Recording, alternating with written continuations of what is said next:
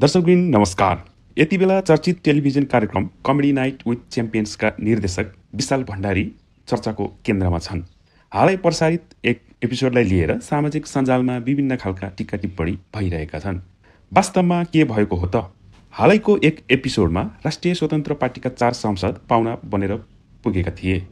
उक्त एपिसोडमा समसामयिक राजनीतिक मुद्दाहरू प्रधानमन्त्रीदेखि दलका नेताहरूलाई पनि कटाक्ष गरिएको थियो। विशेष गरी प्रधानमन्त्री केपी शर्मा ओलीलाई यस एपिसोडमा ह्याप्पी होली भन्दै कलाकारले प्रस्तुति दिएका थिए। यसैबीच निर्देशक विशाल भण्डारी सिंहदरबार गएको कुरा बाहिर आएको छ।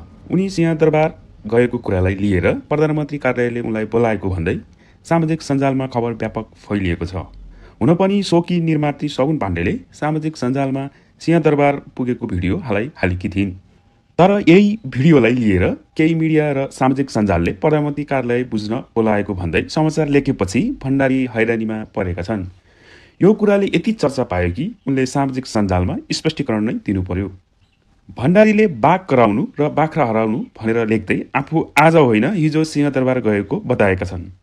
उनले थप स्पष्ट पार्दै भनेका छन्, त्यो पनि एकजना मित्रतासँगको नितान्त व्यक्तिगत भेटघाटको लागि, मलाई आधिकारिक भेटघाटको लागि बोलाइएको होइन। कमेडी नाइट विथ च्याम्पियन्सलाई पछिल्लो समय निकै रुचाइएको छ। यो सो लयमा फर्किएको चर्चा छ। यद्यपि हालैको यो विवादले भने यसलाई थप चर्चामा ल्याएको छ। आजको लागि यति नै। हेर्दै रहनुहोला हाम्रो च्यानल। धन्यवाद।